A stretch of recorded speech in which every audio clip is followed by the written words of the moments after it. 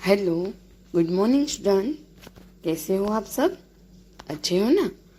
तो बच्चों, मैंने आपको पिछले वीडियो में जो ये चैप्टर था फर्स्ट, जो एक प्रार्थना गीत है, वो मैंने आपको समझाया था। तेरी है ज़मीं, बराबर है। तो हमने ये प्रार्थना तो समझ ली है। उसके बाद मैंने आपको ये शब्दार्थ और अभ्यास आपको समझा दिया है।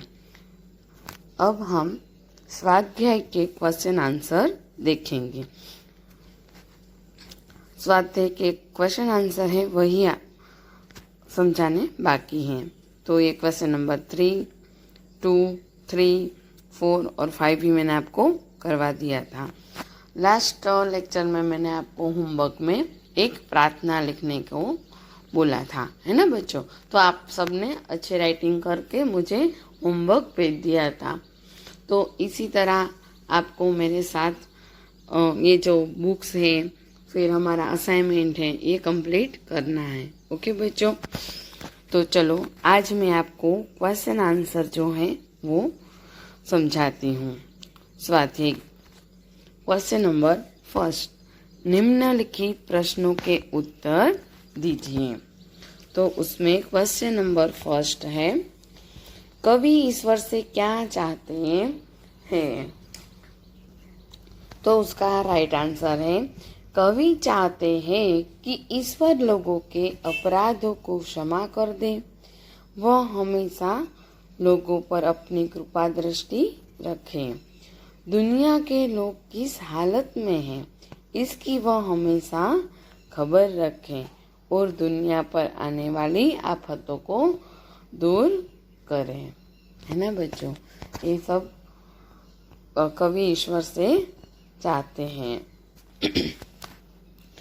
क्वेश्चन नंबर 2, तू अपनी नजर हम पर रखना, ऐसा कवि क्यों कहते हैं? तो उसका राइट आंसर है, ईश्वर की इच्छा से ही दुनिया में हमारा जन्म हुआ है। उसकी कृपा से हमें यह शरीर और ये प्राण मिले हैं। हमारा जीवन उसके भरोसे है, क्योंकि वही हमारा रखवाला है। इसीलिए कवि ईश्वर से हम पर अपनी नजर रखने के लिए कहते हैं। मैंने आपको काव्य में समझाया था, हमारा जन्म भी ईश्वर की कृपा है और हमारा मरण की जो मृत्यु की डोर है वो भी भगवान के, ईश्वर के ही हाथ में है।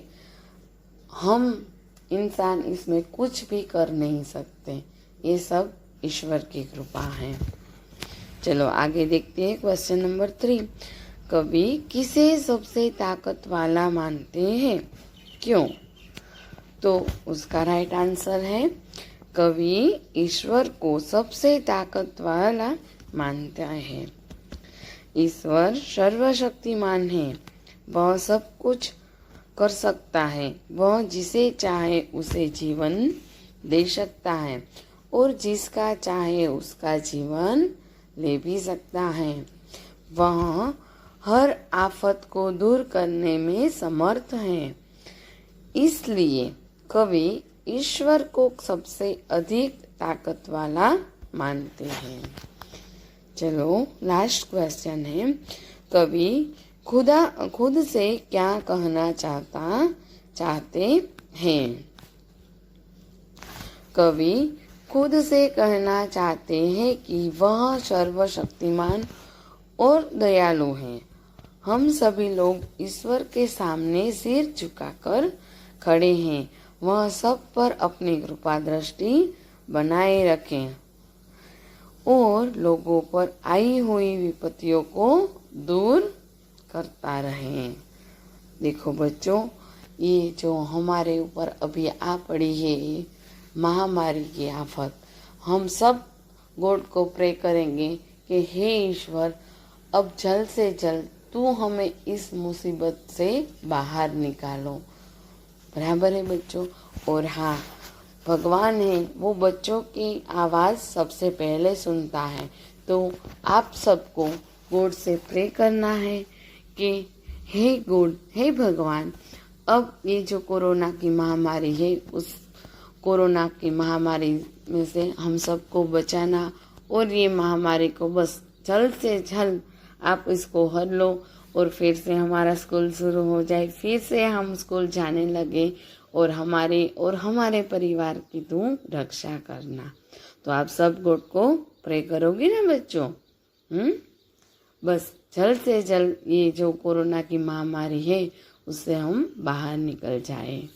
और हाँ बच्चों, भगवान सबकी देख रेख रखता है, तो भगवान हमें इस आफत में से भी बाहर निकालेंगे। विश्वास रखना बच्चों, हम इस महामारी में से भी बाहर जल्दी निकल जाएंगे। चलो आगे देखते हैं बच्चों, ये तो मैंने आपको करवा दिया है। अब हम देखते हैं भाषा स्वच्छता। देखो बच्चों, अभी ये व्याकरण है, इजी है, बराबर है।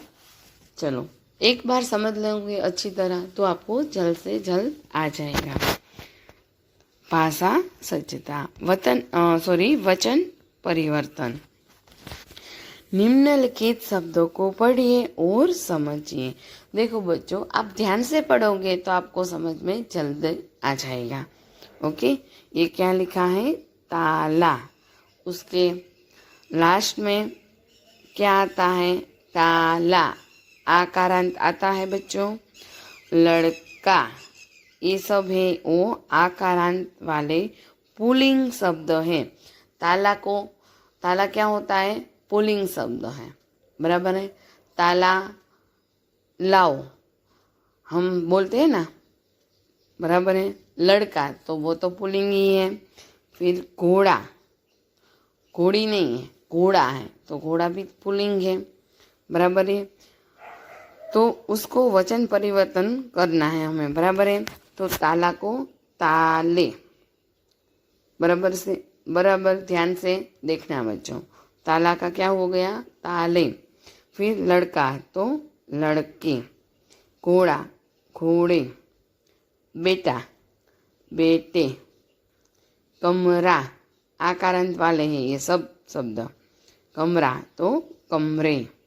बहुवचन करने के लिए जो है हम ये कमरा, तो उसका बहुवचन क्या होगा बच्चों? कमरे। छाता तो छाते, तोता तो तोते, रुपया तो रुपये, है ना बच्चों? इजी, बराबर है। चलो अब देखते हैं कि उपरयुक्त शब्दों को पढ़ने से पता चलता है कि आकारांत पुल्लिंग शब्दों का बहुवचन बनाने के लिए शब्दों के अंतिम आ को ए कर दिया जाता है। समझ में आया बच्चों? देखो ताला आ थे, उसका लास्ट वाला जो आकारांत है वो क्या है? आ, बराबर है। ताला तो लास्ट में क्या आता है? आ। तो उसका बहुवचन करने से ताले ए आ गए, तो अंतिम में आ को ए कर दिया जाता है। समझ में आ गया बच्चों? आप सभी में देख सकते हो, ताले ए आ गया, लड़के, घोड़े, बेटे, कमरे, तो आ वाले जो शब्द थे उसको ए कर दिया जाता है, बराबर है बच्चों। चलो आगे देखते हैं। रात तो राते, बहन तो बहने, किताब तो किताबें, भैंस तो भैंसे, दीवार तो दीवारें, आँख तो आँखें, सड़क तो सड़कें, बात तो बातें। वचन परिवर्तन करना है बच्चों। तो इन शब्दों को पढ़ने से पता चलता है कि अकारांत स्त्रीलिंग शब्दों को बहुवचन करने के लिए शब्दों के अंत में ए जोड़ दिया जाता है। रात तो ये स्त्रीलिंग है, रात आई, हम ऐसा बोलते हैं, रात आया ऐसा हम नहीं बोलते हैं। रात आई, आई मतलब स्त्रीलिंग। बहन तो वो तो स्त्रीलिंग ही है। किताब, किताब पढ़ती है, तो ये भी एक स्त्रीलिंग है। भैंस, भैंस आता है ऐसा बोलते हैं हम नहीं, भैंस आई ऐसा हम बोलते हैं ना, तो वो भी एक स्त्रीलिंग शब्द है। तो इन शब्दों को पढ़ने से पता चलता है कि अकारांत, देखो आप रात सबके लास्ट में अकारांत होता है। बहन अ क्या, किताब, भैंस, दीवार तो होता है ना लास्ट में अकारांत। तो अकारांत स्त्रीलिंग शब्दों का बहुवचन करने के लिए शब्दों के अंत में ए जोड़ दिया जाता है। रात का क्या हुआ, रात ए हो गई, रात ए, तो ये जोड़ दिया जाता है ना बच्चों। आप एक बार अच्छे से पढ़ोगे तो आपको समझ में आ जाएगा। चलो देखते हैं आगे। लता, आकारांत वाले शब्दों को बहुवचन बनाने के लिए भी शब्दों के अंत में क्या जोड़ा गया है, ए। देखो लता आ है तो क्या हुआ, लताए, ए जोड़ दिया। कन्या तो कन्याए, बाला तो बालाए, महिला तो महिलाए, सेवा तो सेवाए, बालिका तो बालिकाए, भाषा तो भाषाए, पाठशाला तो पाठशालाए। हो गए। सब इजी है बच्चों, आप एक बार करोगे तो आपको इजीली याद रह जाएगा। तो यहाँ हम देख सकते हैं कि आकारांत स्त्रीलिंग शब्दों का बहुवचन बनाने के लिए भी शब्दों के अंत में ए जोड़ दिया जाता है। चलो आगे देखते हैं। तिथि, यहाँ पे इकारांत स्त्रीलिंग शब्द है, बराबर है। विधि, लिपि, जाति, पंक्ति, नीति है, सब इकारांत वाले शब्द है। चलो तो अब हम उसका बहुवचन करेंगे। तिथि है तो तिथिया, तो उसके लास्ट में अंत में क्या आता है, या। विधिया, लिपि तो लिपिया, जाति तो जातिया, पंक्ति तो पंक्तिया, नीति तो नीतिया। हो गया। तो यहाँ हम देख सकते हैं कि इकारांत स्त्रीलिंग शब्द के अंत में या जोड़कर बहुवचन बनाया जाता है। ओके बच्चों, चलो आगे देखते हैं। अब ये है इकारांत वाले शब्द हैं। सखी, तो उसका बहुवचन क्या होगा, सखिया। इकारांत स्त्रीलिंग शब्द का बहुवचन करने के लिए शब्द के अंत में ई को ई करके या जोड़ दिया जाता है, बराबर है बच्चों। चलो खिड़की तो खिड़कियाँ, मछली तो मछलियाँ, चीटी तो क्या हुआ, चीटिया। डाली, ई का क्या हो गया, डालिया। कली तो कलिया, है ना बच्चों। ये इजी है, एकदम इजी है। एक बार अच्छे से पढ़ोगे तो आपको तुरंत ही आ जाएगा। तो कि इकारांत स्त्रीलिंग शब्द का बहुवचन करने के लिए शब्द के अंत के ई को ई करके या जोड़ दिया जाता है। चलो आगे देखते हैं हम। पुड़िया तो पुड़िया, चूहिया, ये आकारांत वाले हैं। इया, चूहिया, इया, ओके, इया वाले हैं शब्द ये, तो उसको चूहिया। बुढ़िया तो बुढ़िया है। तो इया अंत वाले स्त्रीलिंग शब्द का बहुवचन करने के लिए शब्द के अंत में क्या आता है, या को या कर दिया जाता है। ये ऊपर एक मात्रा और जो पॉइंट दिया है मिंडा वाला, वो या, ओके, उपसर्ग वाले। तो चिड़िया तो चिड़िया, डिबिया तो डिबिया, गुड़िया तो गुड़िया। चलो, या अंत वाले स्त्रीलिंग शब्द का बहुवचन करने के लिए शब्द के अंत में या को या कर दिया जाता है। चलो, उपकारांत शब्द, उकारांत शब्द बच्चों, वस्तु तो वस्तुएं, धेनु तो धेनुएं, ऋतु तो ऋतुएं। तो उसमें क्या हुआ, वस्तु है, अंत में ए, बराबर है। तो कि उकारांत स्त्रीलिंग शब्दों के अंत में ए जोड़ने से बहुवचन बनता है। उकारांत है ना बच्चों, वस्तु उ आता है लास्ट में, तो ये उकारांत वाले शब्द को स्त्रीलिंग शब्द के अंत में ए जोड़ने से बहुवचन बनता है। चलो आगे देखते हैं। उकारांत शब्द वधु, तो वधुए, जू तो जुए। तो के उकारांत स्त्रीलिंग शब्दों में उ का उ करके ए लगाने से बहुवचन बनता है। चलो ओकारांत शब्द, आपने स्वर व्यंजन तो स्टार्टिंग से आप सीखते आते हो, बराबर है। अ आ ई वाला आपको पता ही है, उसको क्या बोलते हैं, वो उसे स्वर बोलते हैं, और क ख ग है वो उसे व्यंजन बोलते हैं। तो आपको ये तो पता चल ही जाता है, उ अ आ ई उ, बराबर है। ओ, ये सब हमारे स्वर हैं। चलो गौ, तो गौए, तो ओकारांत स्त्रीलिंग शब्द के अंत में ए लगाकर के बहुवचन बनाया जाता है। ओके बच्चों, चलो तो यहाँ पर हम देखते हैं प्रजा। तो यहाँ पे क्या है वो पहले मैं आपको समझा देती हूँ। एक वर्ग, दल या समूह का बोध कराने के लिए कुछ एक वचन शब्द के अंत में गण, वर्ग, वृंद, जन जैसे शब्द जोड़ दिए जाते हैं, बराबर है।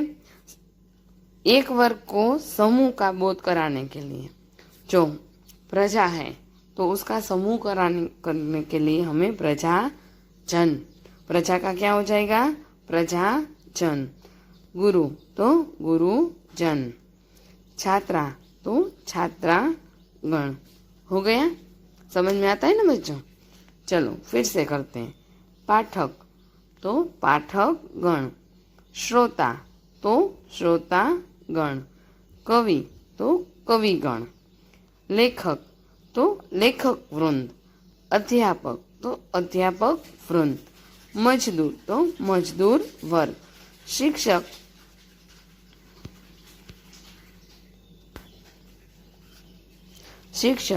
तो शिक्षक वर्ग।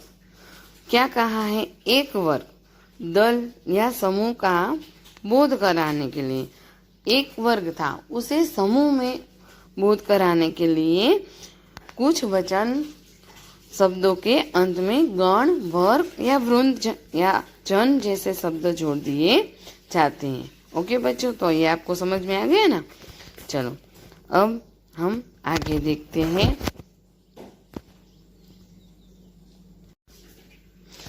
चलो बच्चों, तो अब हम देखते हैं उपरयुक्त नियमों के आधार पर निम्नलिखित शब्दों का वचन परिवर्तन कीजिए। जो मैंने आपको समझाया उसके हिसाब से हमें इसका वचन परिवर्तन करना है। अब तो आपको आ जाएगा इजीली। चलो नदी है तो क्या होगा बच्चों, नदियाँ, बराबर है ना। ओके, दूसरा है किताब, तो किताबें। देखो बच्चों, ये हमारे असाइनमेंट में दिया गया है, इसलिए मैंने यहाँ पर फिलअप नहीं किया है। ओके बच्चों, तो मैं आपको असाइनमेंट में भी करवाऊंगी। चलो फिर है दरवाजे, तो दरवाजा।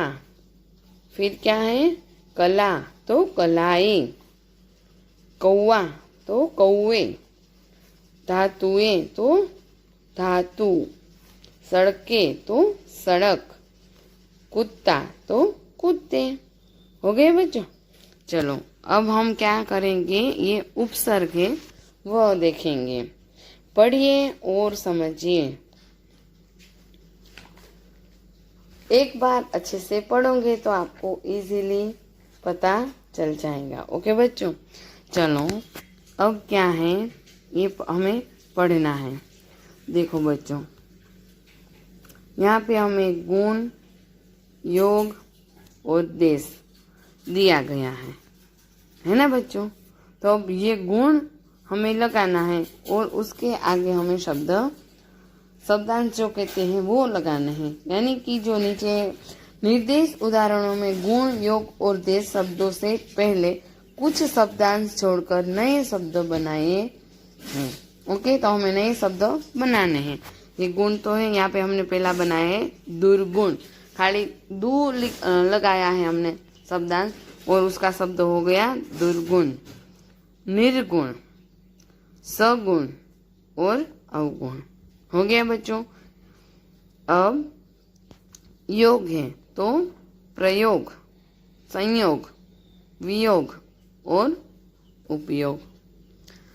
अब यहाँ पे हमें देश दिया गया है तो हमें उसके शब्द बनाने स्वदेश, विदेश, उपदेश और क्या है अनुदेश। ओके, तो निर्दिष्ट उदाहरणों में गुण, योग और देश शब्दों से पहले कुछ शब्दांश जोड़कर नए शब्द बनाए हैं। आइए अब हम देखते हैं इसे।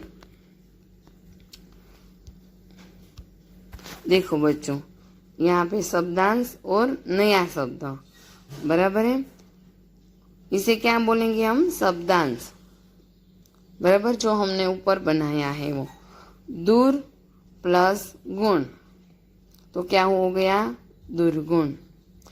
स प्लस गुण तो क्या हो गया? सगुण। प्र प्लस योग तो प्रयोग। वि प्लस योग तो क्या हो गया? वियोग।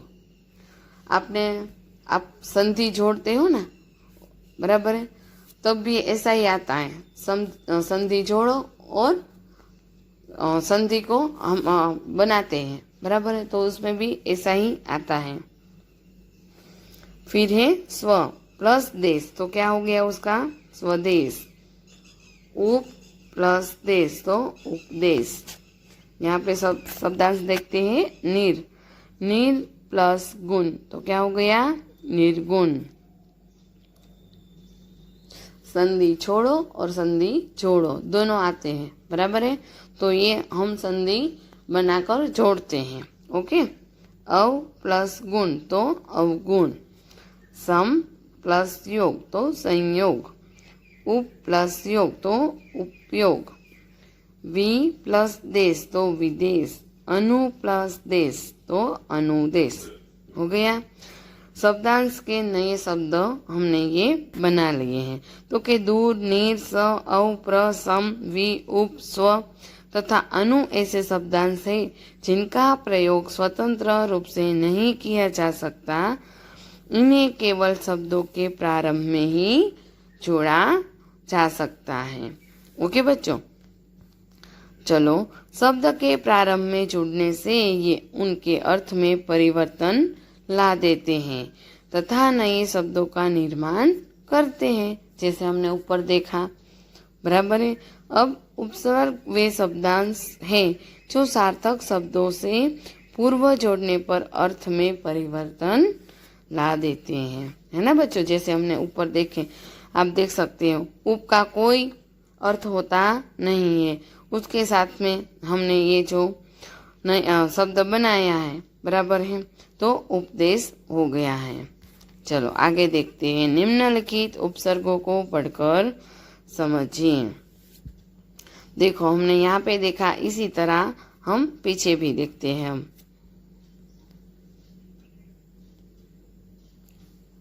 देखो बच्चों, निम्नलिखित उपसर्गों को पढ़कर समझिए। देखो बच्चों, यहाँ पे उपसर्ग दिया गया है, फिर उसके अर्थ और उसके उदाहरण। अब ये तो आपको इजीली आ जाएगा। अब अ है तो कभी नहीं, निषेध, उसके अर्थ हैं और उसके उदाहरण अज्ञान, अगम, अमर, अछूत और अचूक। हो गए बच्चों, है ना इजी। अब है अन, तो उसका अर्थ क्या होता है? नहीं, अभाव, निषेध। तो उसका उदाहरण यहाँ पे दिया गया है अनपढ़, अनहोनी, अनजान, अनमोल। हो गया बच्चों। ये उपस्वर्ग का कोई होता नहीं है, वो क्या बोलते हैं, उसका कोई मतलब नहीं होता, उसको शब्द हम जोड़ देते हैं तो उसका शब्द बन जाता है। बराबर है।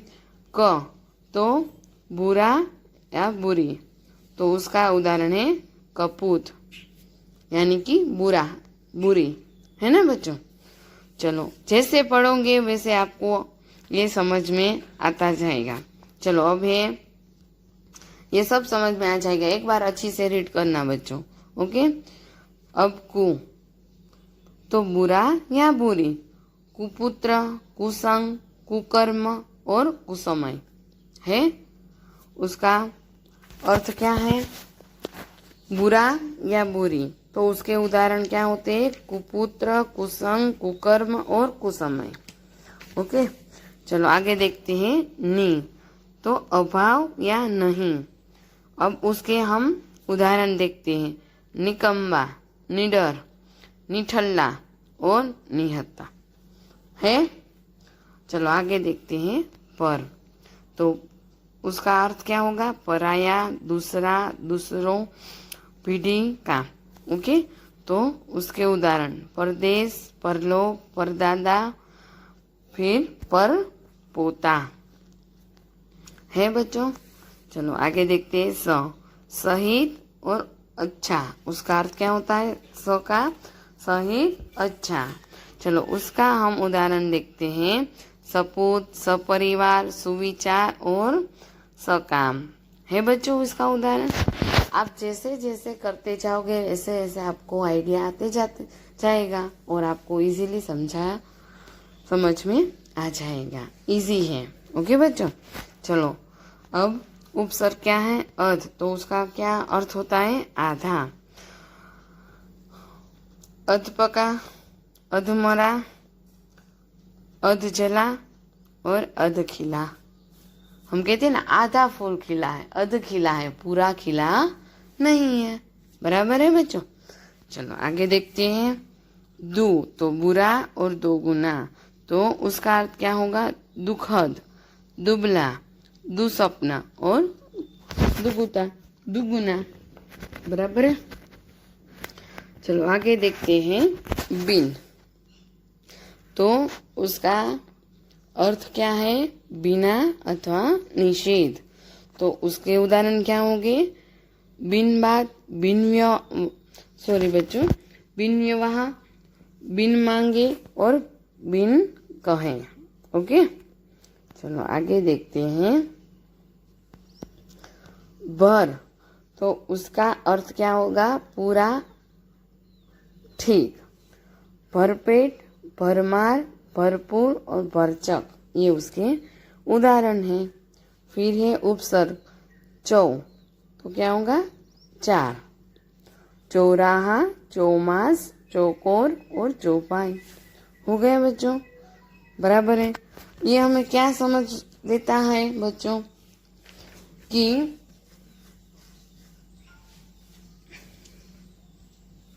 शब्द के प्रारंभ में जुड़ने से ये उनके अर्थ में परिवर्तन ला देते हैं तथा नए शब्दों का निर्माण करते हैं। उपसर्ग वे शब्दांश है जो सार्थक शब्दों से पूर्व जोड़ने पर अर्थ में परिवर्तन ला सकते। ओके बच्चों, ये अकेला उपसर्ग का कोई अर्थ होता नहीं है, उसके साथ शब्द जोड़कर अर्थ में परिवर्तन हम ला सकते हैं। ओके बच्चों, निम्नलिखित सर्ग के योग से 3-3 शब्द बनाइए। चलो तो हम देखते हैं। पहला है चौ, तो क्या आएगा? चौराहा, चौमासा, चौकार है बच्चों, यहाँ पर हमें दिया गया है। फिर है बिन, तो क्या आएगा? बिन बात, बिन ब्याह, बिन कहे। हम यहाँ पे देख सकते हैं, कहाँ पर गया? ये रहा है बच्चों, इसमें से ही आपको ढूंढकर लिखना है। पर तो परदेश, परलोक, परदादा। अन तो अनपढ़, अनहोनी, अनमोल। अध तो अधमरा, अधजला, अधखिला। ओके बच्चों, चलो पढ़िए और समझिए। देखो इसमें भी ऐसा ही है। देखो 2 शब्द दिए गए हैं, उसको जोड़कर हमें एक शब्द बनाना है। लड़ प्लस आई तो क्या हुआ? लड़ाई।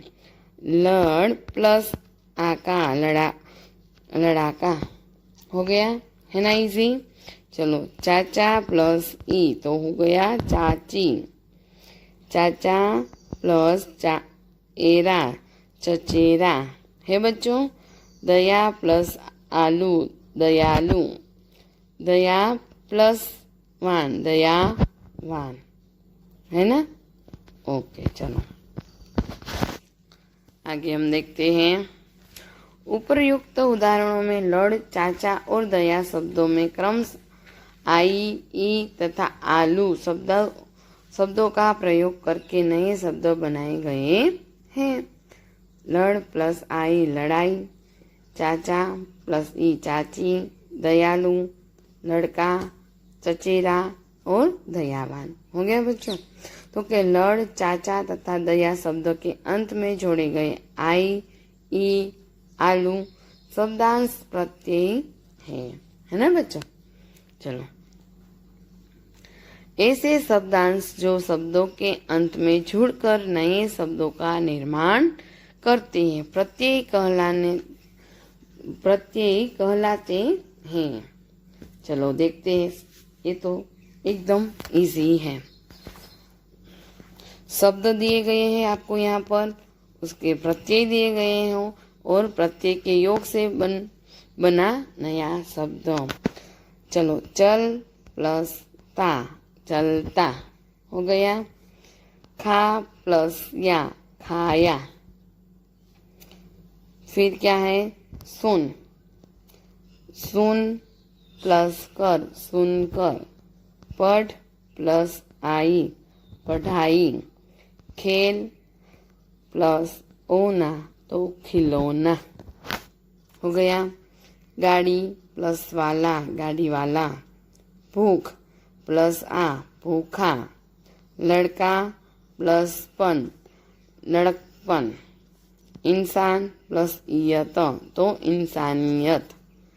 अच्छे से पढ़ना, सभी कारांतों को जानना फिर लिखना। ओके बच्चों। खाट प्लस या खटिया। बल प्लस साली बलशाली। झगड़ा प्लस आलू झगड़ालू। बाबू प्लस आइन बाबू आइन। शेर प्लस नी शेरनी। भीख प्लस आरी भिखारी हो गया, है ना इजी। चलो बच्चों, तो हमारा ये व्याकरण है वो यहाँ पर पूरा होता है। अब अभ्यास का है, निम्नलिखित शब्दों में प्रयुक्त प्रत्यय ढूंढिए। चलो बच्चों, हमें ये शब्द के प्रयुक्त प्रत्यय है वो ढूंढने हैं। ये हमारे असाइनमेंट में भी दिया गया है, फिर भी एक बार आपको समझाती हूँ।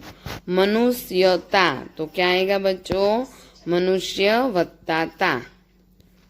कैसे आएगा मैं आपको बताती हूँ अभी। देखो आप यहाँ पे मनुष्य वत्ता ता मनुष्य वत्ता ता बराबर है।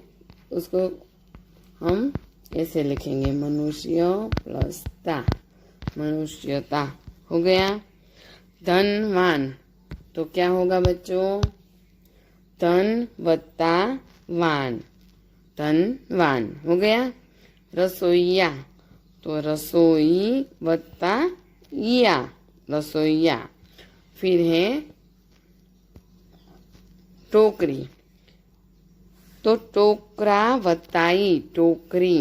फिर है धोखेबाज तो धोखा वत्ता बाज धोखेबाज धोखा वत्ता बाज। देखो बच्चों, धोखेबाज। बलवती है तो बलवत वत्ता ई बलवती। फिर है भाग्यवान तो भाग्य वत्ता वान। ये तो आप सभी को पता है, तो क्या हो गया? भाग्यवान। ओके बच्चों, ये थोड़ा लंबा चैप्टर था, ये जो ग्रामर का था ये, पर इजी है। ओके बच्चों, तो हमारा ये चैप्टर नंबर 1 है वो मैंने आपको कंप्लीट करा दिया है टेक्स्ट बुक में। अब असाइनमेंट में मैं आपको नेक्स्ट वीडियो में कराऊंगी। ओके बच्चों, आपको कुछ समझ में ना आए तो आप मुझे पूछ सकते हो। मैं मेरा वीडियो यहाँ पर पूरा करती हूँ। ओके बच्चों, बाय। और हाँ बच्चों, एक और बात, मैंने आपको टेक्स्ट बुक में जो क्वेश्चन आंसर करवा दिए हैं उसका अभ्यास और स्वाध्याय दोनों करवा दिया है मैंने आपको, तो वही हमारे असाइनमेंट में है। तो मैंने क्वेश्चन आंसर और जो व्याकरण है वो मैंने आपको समझा दिया है। तो आज आपको होमवर्क में असाइनमेंट की मैं जो आपको PDF भेजूंगी वो आपको अच्छे राइटिंग करके असाइनमेंट में चैप्टर फर्स्ट है वो फिलअप करना है। ओके बच्चों, तो आज का आपका होमवर्क है बस चैप्टर नंबर फर्स्ट जो आपको लिथो में लिखना है। ओके।